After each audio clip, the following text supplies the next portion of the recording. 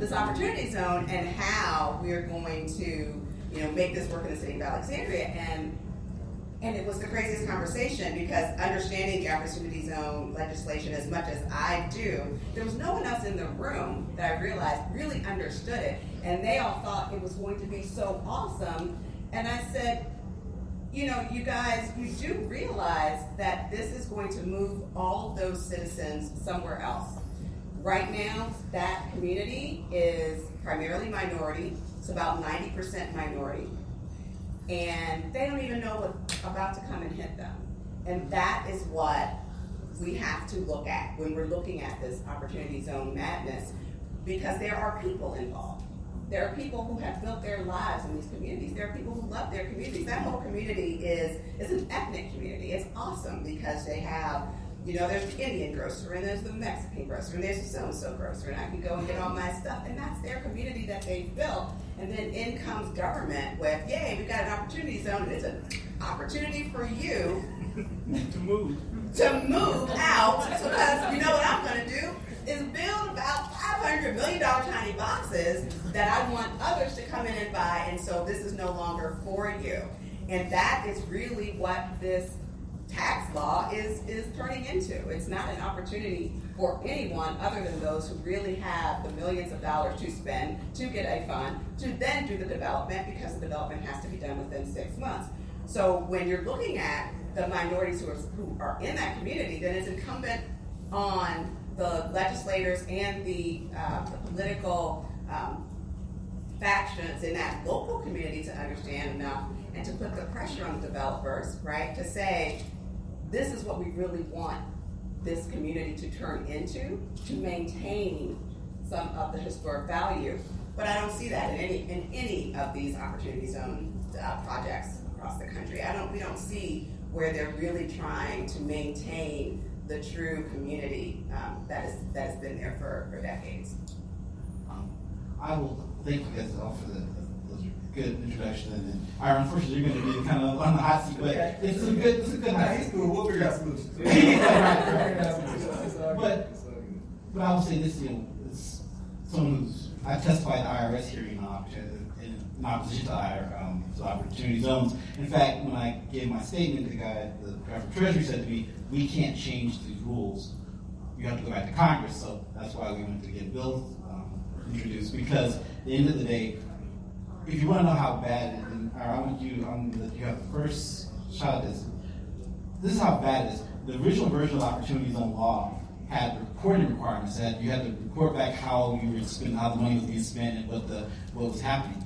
All of the investors got that taken out of the bill because they don't want anyone to know what they're doing with the money. I mean, they get to promote the very small number of projects they want you to see and hide like all the big money that's being spent. So, you mentioned there's some smaller projects, but what percentage do you think of Opportunity Zone funds will be invested in projects say under $5 million? So I think it depends on how you measure the percentage, because what's happening is you hear about these really large funds. You've had a lot of folks announce these are big hedge fund folks, and I'm doing $1 billion fund. The truth is those $1 billion funds have very little money in them at this point, because to the points already made, it's very complicated, and even those people with all this money don't completely understand it and haven't convinced investors the best way to do this. So those funds, it's one fund, it ultimately wants to be really large. Right now it's very small. On the other hand, we work with and we know of a lot of additional funds that are actually relatively small. And so by sheer number, I think you will have a far larger number of funds that are small, but it will encompass far less money that's being deployed. And so I think that's important to note, because, and I would say, just to the point made in terms of what's going on around the country, so I'm in Baltimore, and Baltimore, the city government hired somebody to be a coordinator of opportunity zones. The only stuff they're doing, that they're focused on, is really deep in communities, and it is more about organizing an effort to get folks in the community to participate in forums to determine, to your point, what does the community want to have, and as part of that planning process, how can opportunity zones be a part of it? Now, it's still very early stage, but I think that, to me, gives me some hope that there is a desire to dig a little deeper and to create more of a planning process because, as I said earlier, this is the legislation was passed late 2017. Regulations have not been finalized. So it's not a program, it's a tax provision, but nothing of substance has actually happened nationwide relative to what people think could happen in communities. So I do believe that there's an awful lot of time to do all the things that folks would like to do to engage the community to figure out what would a good planning process look like and what is important in communities all over the country. And the best example we've had is some folks that have looked at expanding some small businesses they've had. I would say the hospitality space in particular, so it may not be the grocer, but a restaurant. We've had people that want to launch relatively small restaurants that are specific to that particular community. They've wanted to do it for a while. They've been talking to people about investing in their business idea, and now they've been talking to people who have some capital gains that are willing to do that in the context of a small opportunity fund. That to me is helpful. We've also had dialogue where a lot of people in city government are willing to look at, the federal government's done their thing to a large extent.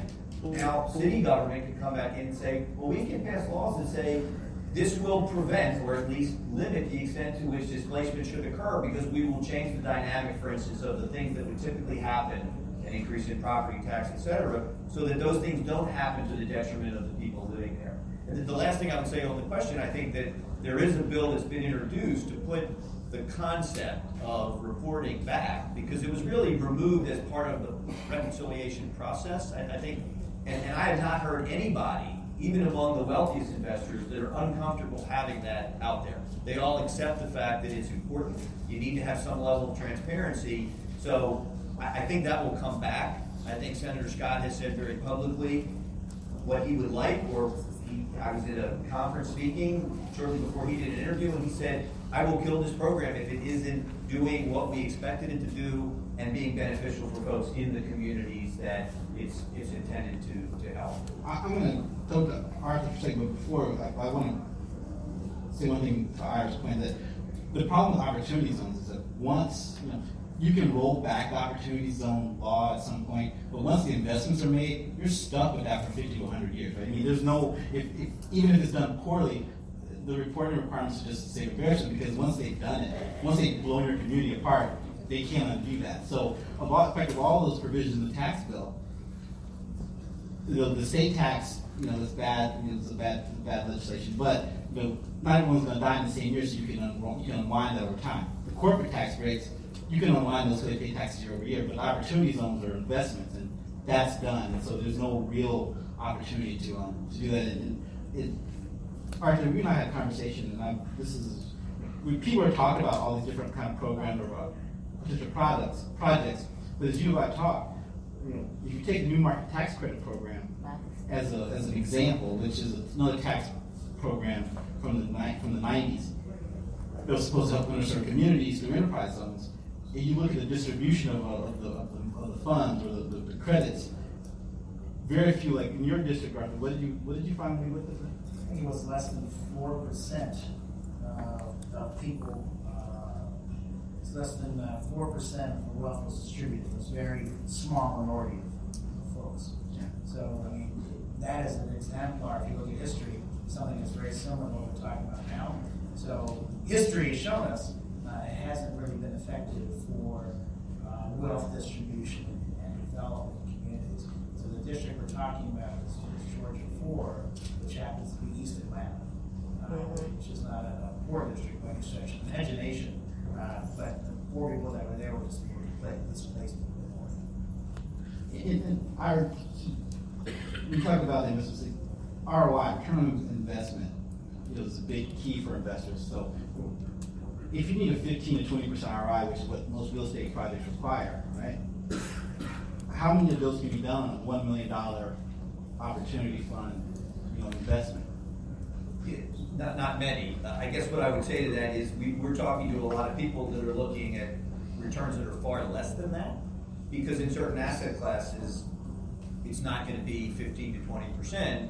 And at the same time, and I appreciate that this is different if you're deploying your own capital gains, obviously if you don't have them, But we are seeing folks, there are some, this impact investing trend where there are people that are trying to be much more responsible about investing and look at things with far less yield because it's more about doing the right thing or being supportive of a certain community, and there are other strategic reasons. And I had a meeting the other day with some folks that are working to have a metric that is, instead of, so ROI, I'd say IRR, internal rate of return, they're doing impact rate of return. And there are organizations, institutions out there driven by some philanthropy that are saying, we want to look at impact rather than, as a return, rather than the traditional metrics. And so if there's discussion about that at this early stage, I think that's a good thing, because I think there are people out there that are trying to say, we do have this thing, let's make it work the way we think it can, to your point, because otherwise things are going to happen, and once they're done, and you're presuming real estate, it can also support operating businesses. I would argue it can support businesses in the cannabis industry, notwithstanding some of the other issues there of getting licensed. To the extent that can happen, to the extent that in Michigan you have a goal of 50%, there's a social equity program, which is well intended, 50% of folks that have been affected by the war on drugs. If that can drive an opportunity for investment that will make it easier for folks to do something, and they could use opportunity zones in this space, could have a positive impact. It sort of relates to some of what was being discussed earlier. So, Chris, to you, as you've done your research on this and you've talked to community leaders, have you seen any deals get done? No. To Ira's point, I mean, it is relatively early in the legislation's life. At the same time, though, if you look at, and if you're saying that this tax cut is better than the decades of tax cuts that were, I think, prompted to potentially do the same thing and help the community in which the people who received the tax cut, had an opportunity to build in, then I would say that history isn't setting this particular tax cut up to be any different than what we've seen over the last 4 decades. And so I don't want to throw the baby out with the bathwater necessarily and say that this one may not be different, or that local communities can't get smarter about the laws that they put into place themselves to try to mitigate the risk that's associated. But what I'm finding, not only in my community, but communities in Flint, Detroit, etc. Well, Detroit has a billionaire, and Dan Gilbert that's doing a lot for them. But in other communities, though, I argue that it's probably not advantageous because people just aren't aware. There's an educational piece that's lacking from our elected officials. I mean, even in Pontiac, I'm friends with many of them, so this isn't me trying to be negative toward them, but they just don't know. And so they see something that says opportunity zone. They are tasked with bringing up the economy in a community that's suffered for a really long time. And so they say, well, we're going to go with whatever you say without doing homework, or even if they do homework, not really understanding what they're reading in the first place. And what ends up happening is it's just perpetuated, and the same thing that's happened over 4 decades, I think, happened for the next 20 to 50 years, depending on however long a potential company decides to take advantage of the opportunity for us. So, from my perspective, there's a lack of education that needs to be addressed first by local municipalities and governments before we can ever think about taking advantage. Yeah, I completely agree. Justin, going back to the city of Alexandria example, I am, I don't consider myself a huge expert. I'm expert enough, right? And thank you, I like that. By the way. And so I am sitting there educating them. The council is probably 15 or 20 folks, and we're writing our legislative agenda for the city, and on one hand, we're talking about diversity and inclusion, and we want to ensure that Alexandria is a diverse and blah, blah, blah, blah. And then on the other hand, and yeah, we're gonna take Alexandria, and that's an opportunity zone. And I'm like, you guys realize you're saying opposite things, correct? And they're looking at me like, right? Remember, what was that dog? One of those cartoon dogs, right? And they're looking at me like that. And so I'm going down this path of trying to educate them